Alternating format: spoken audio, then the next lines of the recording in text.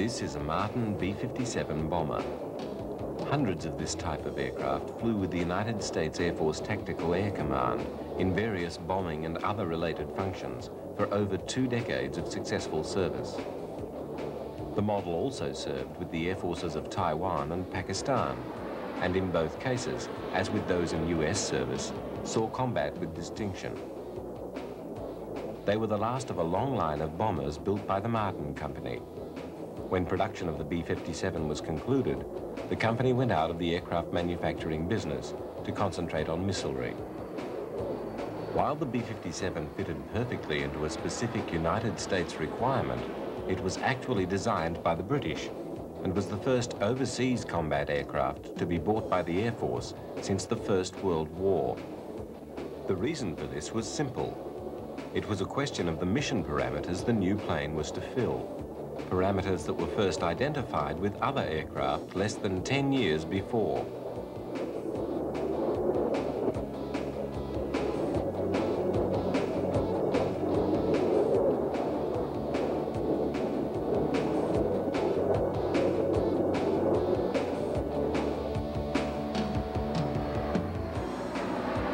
Amongst the antecedents of the B-57 was another high-speed twin-engined bomber from the Martin Company, the B-26. The B-26 was originally designed as a classic medium bomber to operate from fairly high levels, carrying a quite respectable bomb load, but with a shorter range than the B-24 Liberator or the B-17 Flying Fortress. But as the benefits and methods of tactical air power became more fully understood, the B-26 was also used at lower levels against key points in enemy supply lines. As the Army Air Force developed its tactical use of air power, the planes, directed by controllers on the ground with the troops, became coordinated with the land forces as aerial artillery. This system developed relatively spontaneously, as heavy single-engined US fighters had devastated targets, often with an emphasis on communications. Perhaps the best compromise between the heavier B-26 and the single-engined fighters like the P-47 Thunderbolt was the Douglas Invader. This plane was designated as an attack aircraft, given the number A-26, in reflection of its combination of a bomber's substantial internal bomb load with the speed and flexibility approaching that of a fighter. The A-26 was a superb piece of flying technology. Its heavy forward firepower enabled it to strafe enemy positions with fighter-like concentration, while it retained capability in more conventional bomber duties. Coming late in World War II, it was rushed into production as the most suitable design for the rapidly developing tactical use of air power. The Air Force Command were now convinced of the importance of the tactical attack plane, disrupting the enemy's supplies and reinforcements by destroying road and rail transportation behind the front and harassing the enemy's attempts to regroup on the battlefield. As the war went on, the invaders flew from forward bases just behind the lines.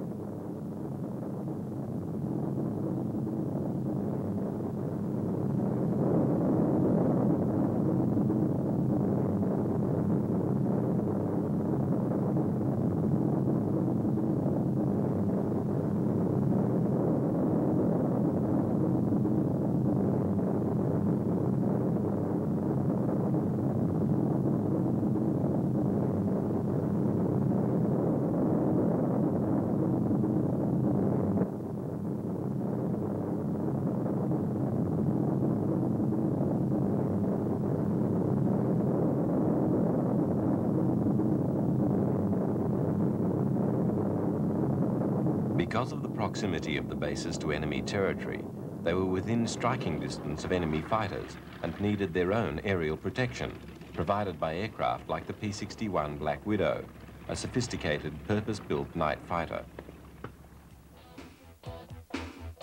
By war's end, the importance of tactical air power was fully accepted, and when the Air Force was given its autonomy, a separate command was formed with this in mind, the Tactical Air Command.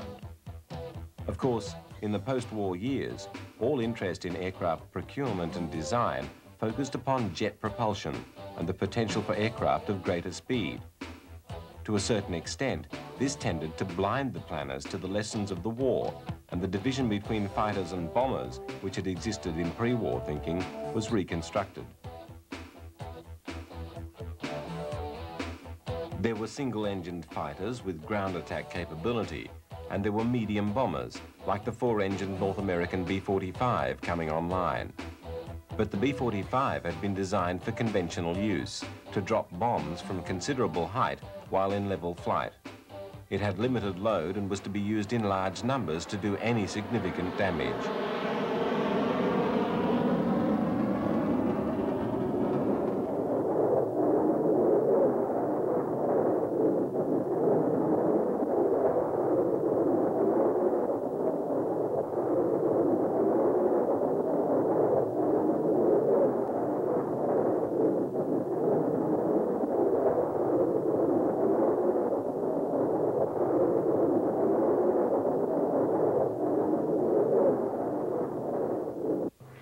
In battlefield conditions in Korea, again, the need for a filling of the gap between fighter and bomber arose, just as it had 5 years earlier in the World War. The only capable aircraft available was the piston-engined A-26 Invader, now confusingly redesignated the B-26. Despite its ability to fill the role, it was a World War II plane, doing business in the jet age. Together with the other World War II piston-engined planes, the B-26s filled the gap in Korea and provided the tactical attack needs, but at considerable price, reflecting their vulnerability. Clearly, there was a gaping hole in the planning. What was needed was the jet-powered equivalent of the A-26, and there had simply been no serious expectation or provision for this.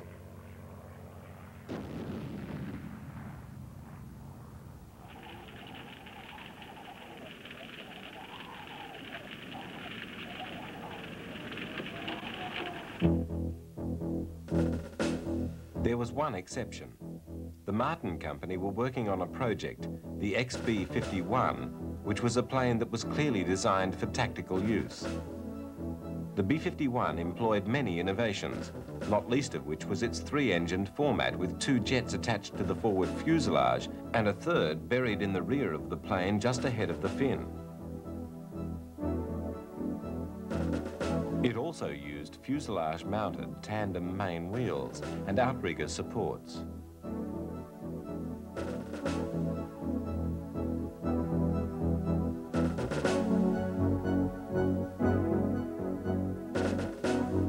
Another feature was the variable incidence of its drooped 35-degree swept back wing. The wing could be adjusted to various positions for takeoff and flight. The outrigger wheels stabilized the plane for takeoff and landing.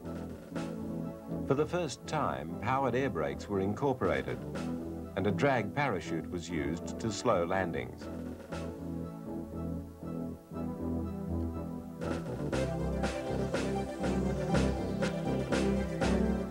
Epitomizing the advanced design thinking was the B-51's rotary bomb door, which allowed quick ejection of the bomb load while the plane was still flying at very high speeds. In the late 1940s, the Martin XB-51 stood as the only contender for the role of filling the shortfall that Korea was to demonstrate. Powerful and highly advanced, the B-51 was clearly pitched somewhere between fighter and bomber.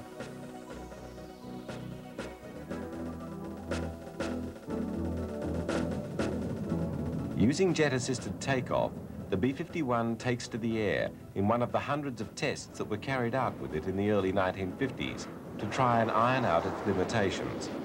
It was by no means a perfect aircraft, and clearly, before it was successful, it would need more development. The designers had successfully identified the task for the plane, but failed to develop a concept that really did the job.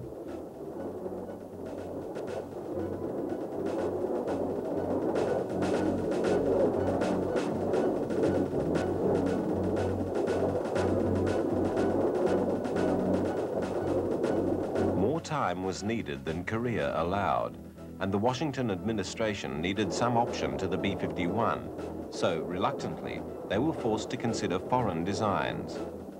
World War II had seen the United States become the world's most successful aircraft manufacturing nation, and the US had some difficulty in accepting a foreign design for evaluation. But they seriously studied two. First was the Canadian CF-100. This was more truly a twin-engined fighter and was ultimately unable to carry a worthwhile payload. During World War II, the British had also studied the area between fighter and bomber, and the remarkable de Havilland Mosquito, very fast and agile, had been produced. After the war, the RAF had sought a jet-powered replacement for the Mosquito, acknowledging the need for such an aircraft. The English Electric Company had come up with the new plane, a very advanced design which was given the name Canberra. The aircraft had simple lines and combined the agility and speed of a fighter with the lifting power of a bomber. Right from the very start, the Canberras were a success, and production orders for the RAF were so large that much of the production was subcontracted to other aircraft manufacturers. The classically streamlined Canberras, robustly designed and with their powerful Avon engines, were a formula for success. However, interest from the United States was initially muted. There had never been a true equivalent American type to the Mosquito either. But in view of the Korean experience, interest grew considerably because the English Electric Company's aircraft offered a proven successful design that could do the job and would be available for early delivery if the war dragged on.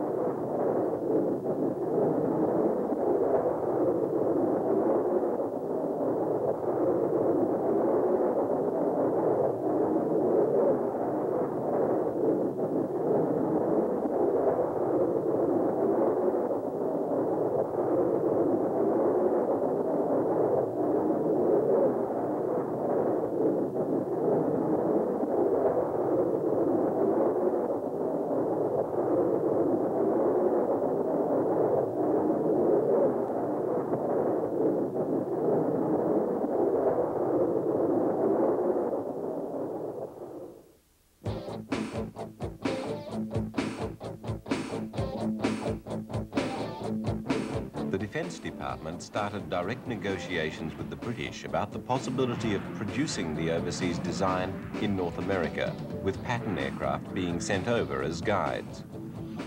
Given Martin Marietta's interest in the B-51, it was that company which was awarded the contract and was duly licensed by the original designers to produce the aircraft. In March 1951, after a record-breaking transatlantic flight, the first of the Patton aircraft landed in Baltimore, a sleek spectacle for the crowd who had gathered to see it.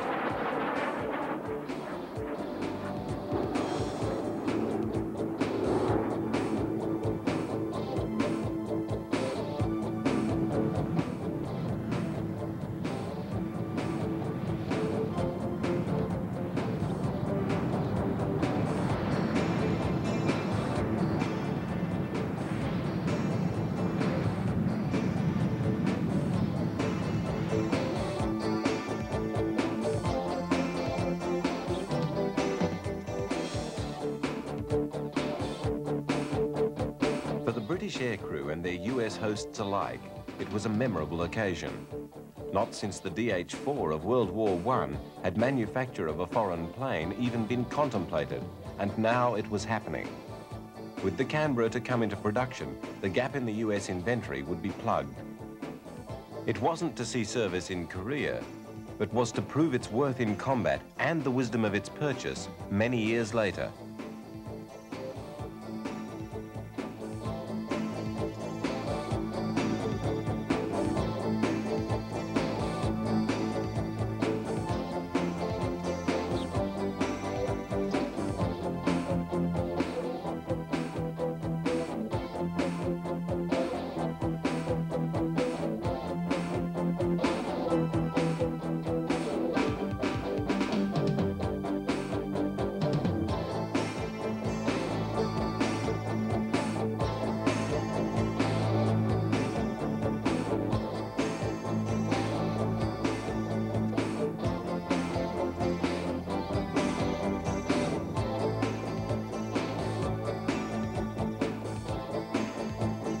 The contract confirmed that the Martin Company would continue to build bombers at its Baltimore plant for at least some time to come.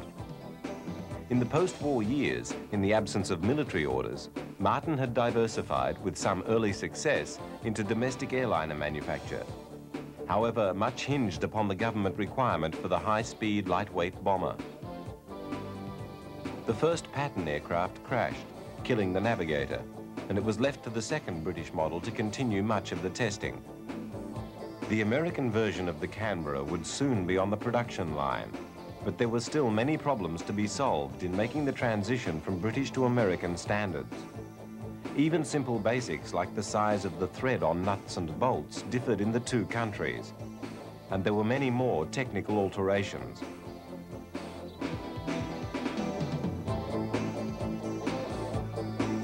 It was to be over 2 years before the top brass would be able to assemble to inspect the first machine off the Baltimore production line.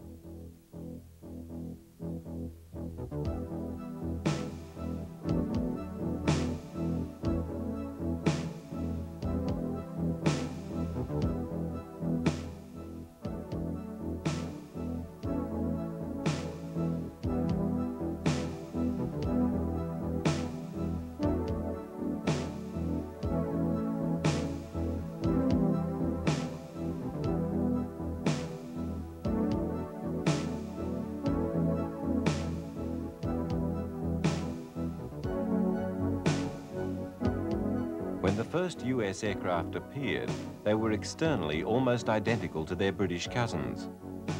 Perhaps the major initial technical differences were Martin's incorporation of the B-51's advanced rotary bomb bay and the replacement of the Avons with Sapphire engines.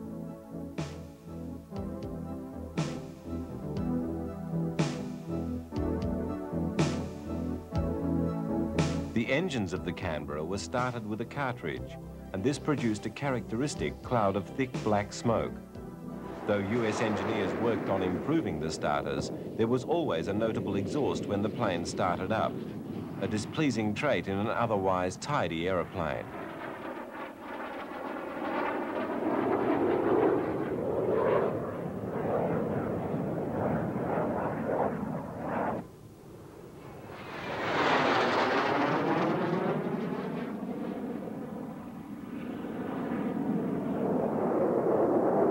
On the left wing, you can see the prototype's pitot tube, packed with sensors to gather test information. Generally, the first A models differed little from their UK counterparts, although this was to change in a short time. Under the bubble canopy sat the pilot, and behind and below him was the navigator's station. The navigator doubled as bomber and had to transfer between his normal position and the Perspex nose cone when acting in that role.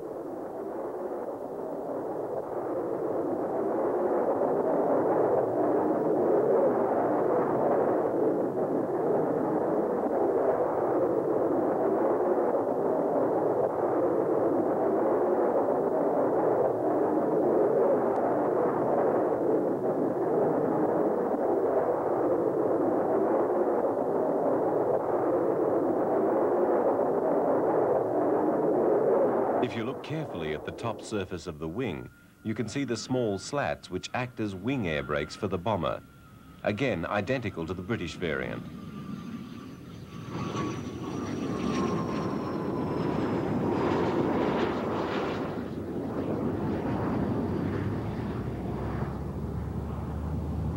As the early B-57s went into service, many of them had received the black non-reflecting paint that had been developed for the P-61 night fighter, a simple but effective anti-searchlight technology.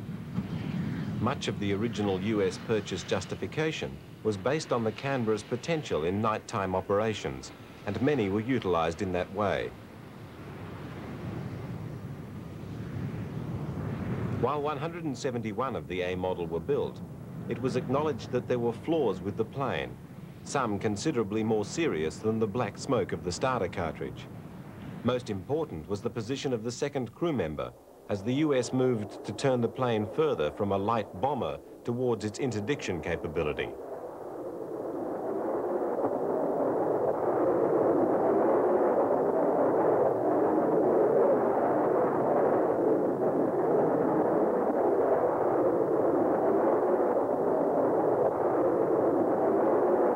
B-57B was soon introduced, bringing with it clear external differences from the British plane. Behind the wing, air brakes, similar to those introduced on the B-51, were installed. These were also being more widely adopted by other jet designs. A tandem crew arrangement had been arrived at, with both crew members housed under a canopy with excellent visibility.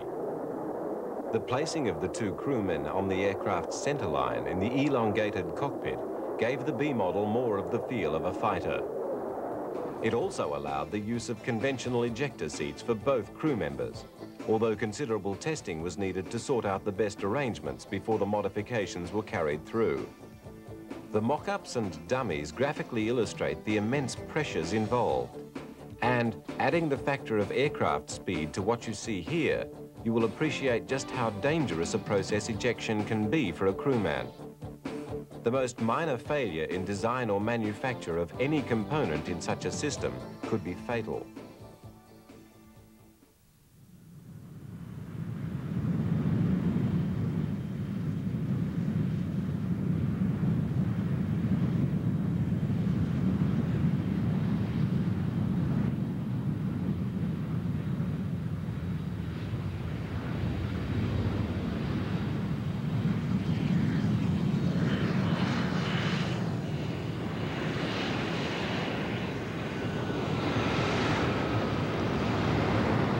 Another change was to the cartridge system and its housing, though the black smoke continued to be part of the process.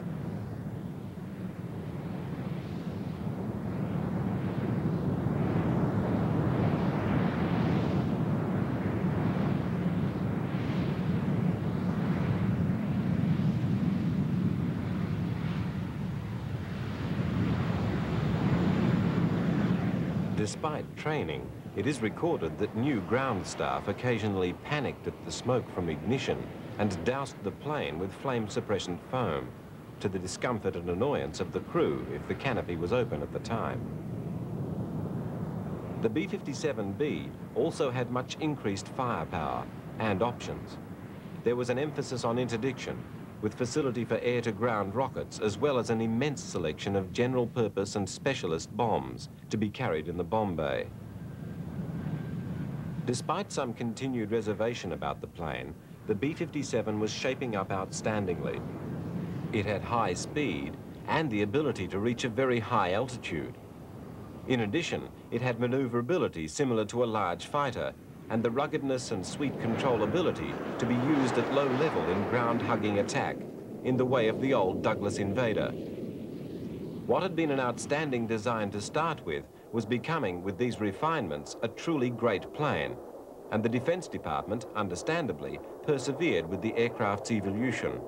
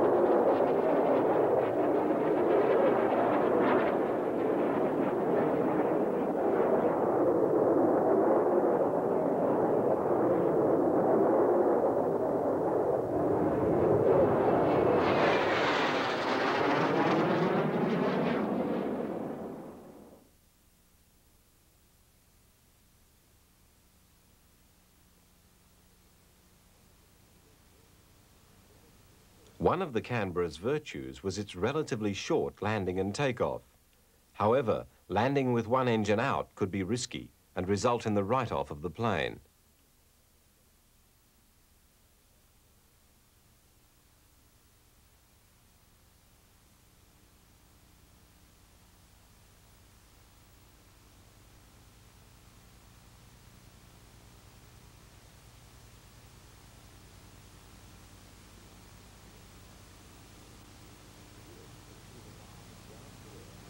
Here you can see the large ground-to-air unguided rockets, which coupled with the new wing-mounted machine guns or cannons to give the B-57 more of the forward punch of a fighter. The UK Canberras were never fitted with wing-mounted guns, but for the B-57's interdiction role, both the cannon and the rockets were vital.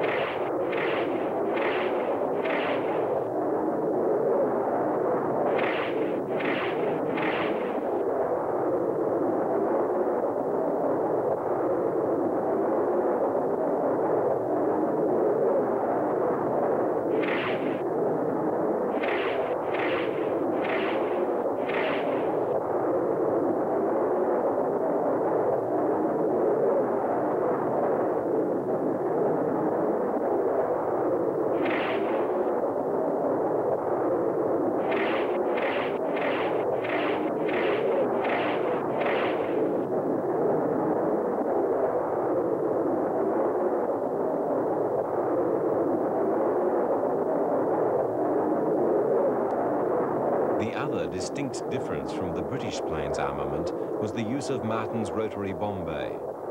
It minimized disruption at release and allowed the aircraft to maintain maximum speed during the final approach to the target. And it also allowed palletization of the bomb load.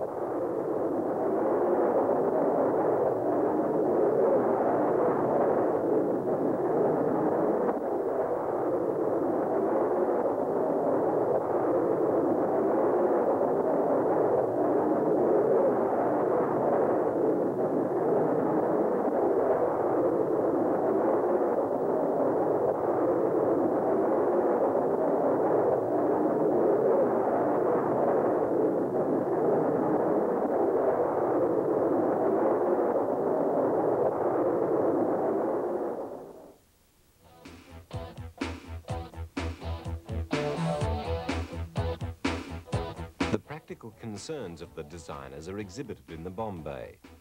The installation was arranged so that the whole bomb bay floor, preloaded with bombs, could simply be swapped over at the end of a raid, so that the plane could quickly be turned round and sent back to the battlefield.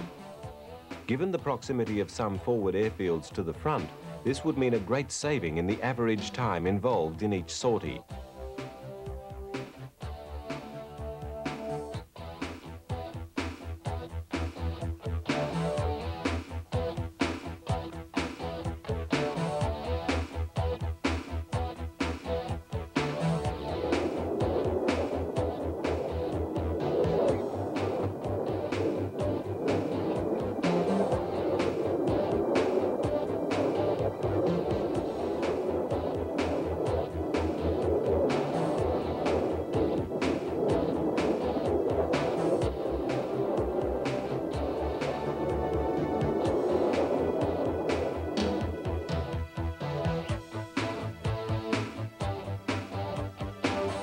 The bomb bay was also seen as a place to mount a battery of downward-firing machine guns in large packs, to simply saturate the ground beneath with a heavy rain of bullets.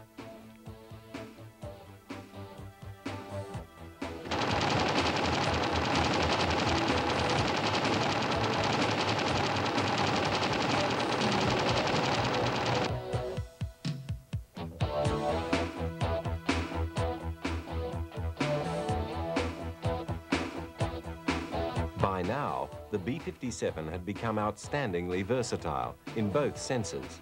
Outstanding in the number of roles it could fill and outstanding in how well it did them. The plane was very robustly designed, with a lighter servicing requirement than other planes of the time. Perhaps a little ignominiously, one of the roles that they were purposely adapted to perform was that of target tow, admittedly a useful task. Painted bright orange, to hopefully minimize the chance of being mistaken for the target, The E model was equipped with powered cable drums in the bomb bay to trail large fabric targets from canisters in the tail section. The targets, understandably disposable, were used in training fighter pilots. Furled much the same way as a flag, they were installed in the plane.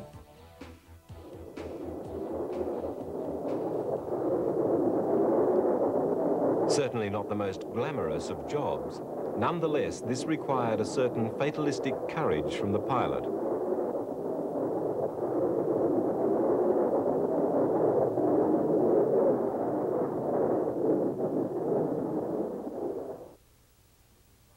Still another kind of courage was needed by pilots of the then secret spy planes. The Air Force had committed itself to the Lockheed U-2 and set great store in its value. With its enormously elongated wing, the U-2 was virtually a jet-assisted glider with the ability to carry highly sensitive reconnaissance equipment to a height considered to be beyond the reach of Soviet missiles.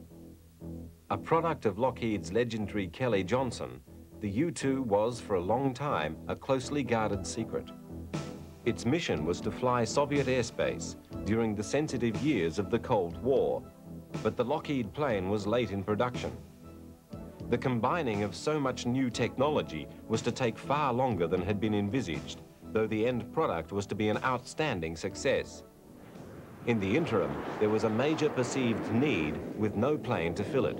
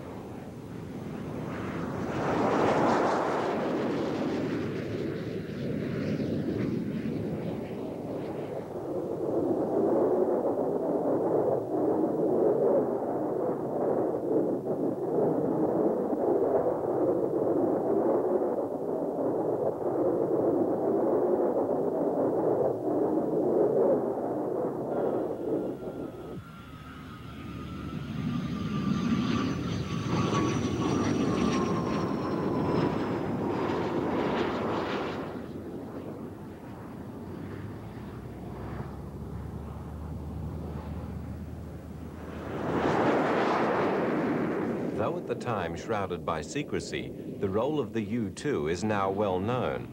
But less so is the fact that Martin engineers worked against time to convert the standard Canberra to an ultra-high altitude capability with massive wings.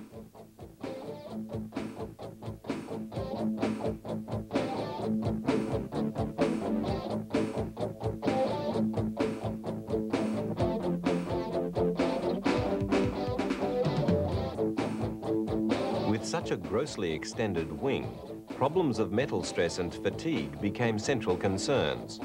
But even while the engineers continued to work on the problems, the Air Force, eager to commence activity, accepted the first RB-57D with some modifications still to be made after the aircraft went into service. For years to come, improvements were still being worked on to perfect the massive wing structure for lifting the Canberra beyond the supposed reach of missiles. You can see here how the modified wings behaved, drooping and flexing under their own weight. These single-seat spy planes performed a valuable, if unpublicized, service. While they did not have the overall refinement of the U-2s, they had a greater lifting capacity and could carry a large payload of either photographic or electronic reconnaissance equipment.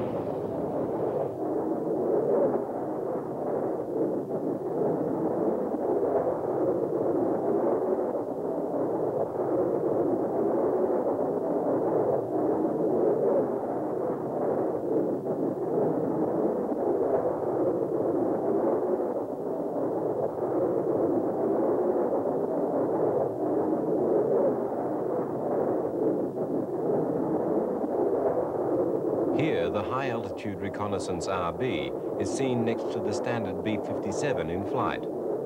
The standard Canberra's wing assembly was so sound that they provided years of fatigue-free service. The spy plane's wings, however, had a very limited lifespan and needed regular rebuilding.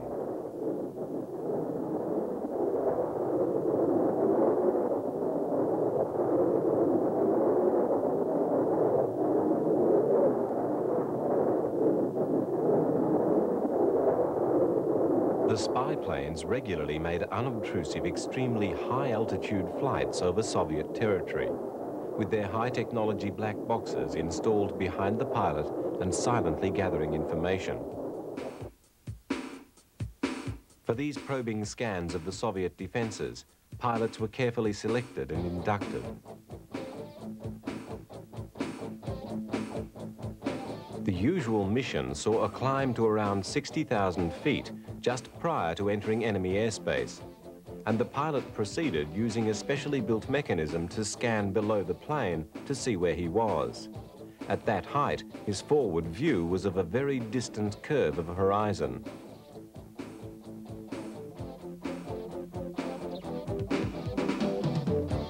The whole concept of high-flying aerial spying was still in its infancy when the RB-57 first came into production. Even the testing equipment seems primitive by today's standards. But given the breakdown of relations between the two post-war superpowers, the technology applied to this reconnaissance work was the pinnacle of that available at the time.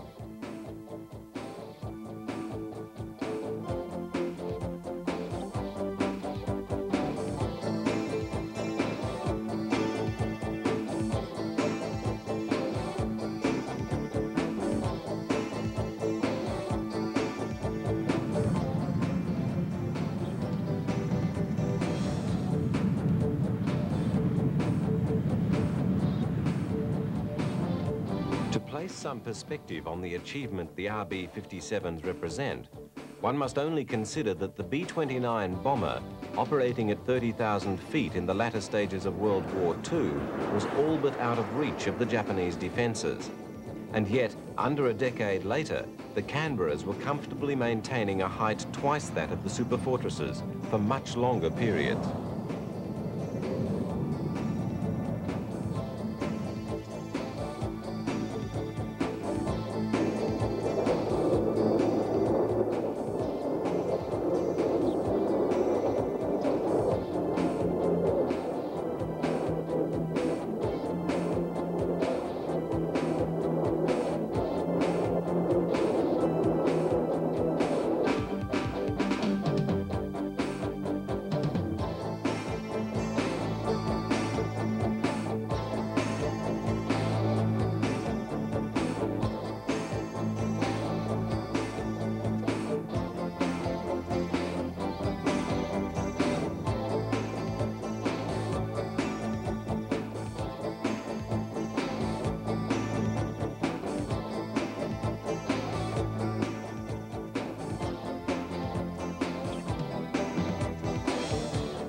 As testing and evaluation progressed, the massive wings had to be constantly maintained and rebuilt to ensure that these unique Canberras stayed serviceable for as long as possible.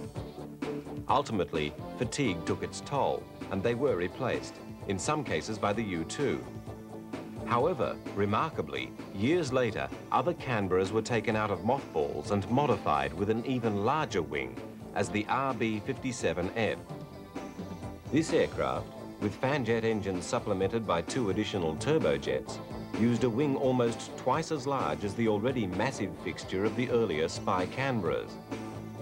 The RB-57F was ostensibly for weather reconnaissance, but there is little doubt that it was also used in clandestine operations and in monitoring work related to the atomic bomb test series.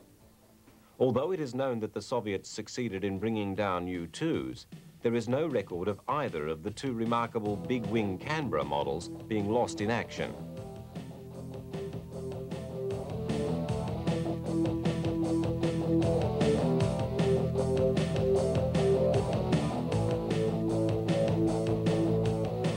Enemy fire did take its toll of the conventional B-57s, when they were deployed to their original combat duty in the skies over Vietnam. By 1954, 20 B-57s were based at Bien Hoa, near Saigon. From here, they were to be used in the low-altitude ground attack for which they had been prepared. Too late for the Korean conflict that had defined their role, they were a most timely presence in Vietnam. Although by now they were over 10 years old, the strength of their airframes and the common sense of the basic design still held them in good stead over enemy forces. They were normally used south of the border in what theoretically was South Vietnamese territory.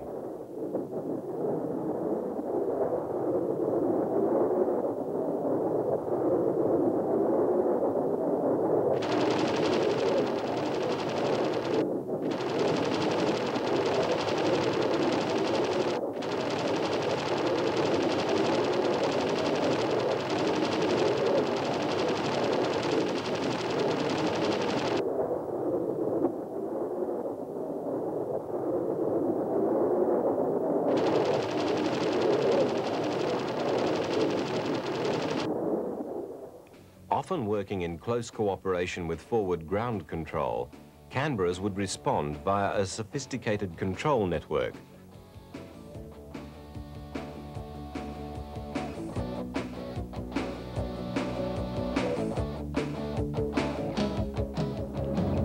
Light aircraft were used to first locate the targets, then mark them with signal rockets, so that the Canberras could home in with precision attack.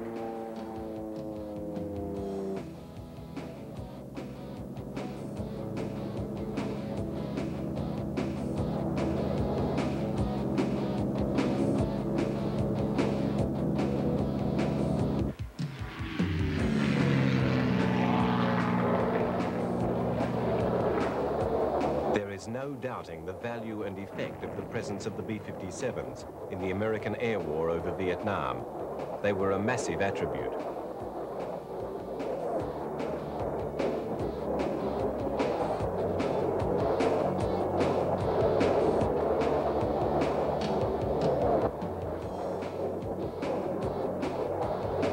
The Canberra's luck was not always in.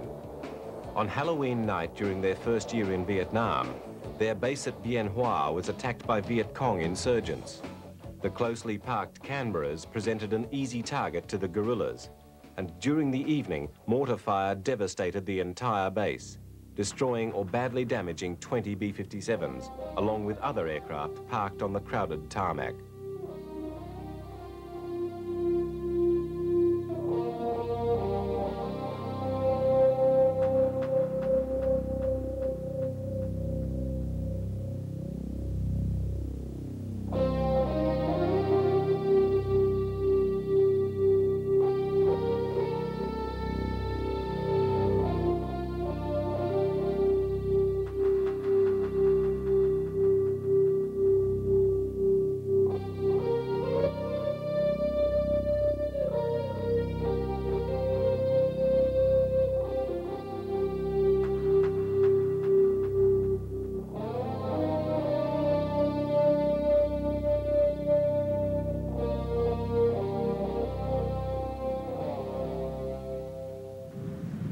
These losses had to be made good with aircraft transferred back into service from the Air Guard after updating. But none were as advanced as the ultra-high technology G model, which drew on the experience of the now venerable B-26 Invaders, which, in their third war, had been used in nighttime attack in Vietnam. The Air Force employed a few Canberras to test new technology in night sight television. The aim was to identify and disrupt nighttime Viet Cong activity along the Ho Chi Minh Trail, and in 1969, 16 B models were returned to the Baltimore factory for modification. The Canberras, designed in the 40s, modified during the 50s, in service in the 60s, now found themselves state-of-the-art in the 70s. The large modified nose housed the new see-at-night technology. And, curiously enough, though the installation lowered the top speed, it enhanced the overall stability of the plane. Only one of the 57 Gs was lost, and generally speaking, the project was a success. and provided aircrew with a facility that they had never enjoyed before.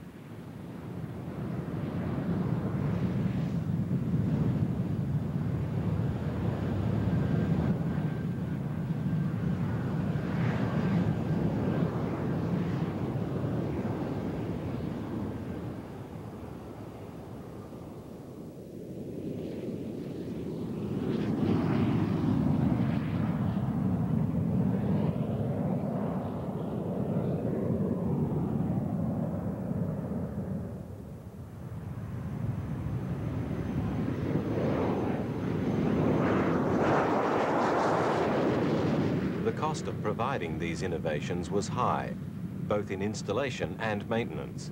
And eventually, as with all Canberras, the G models were withdrawn from service, although the technology that it pioneered was to be used in other specialist aircraft, like the C-130 ground attack gunships.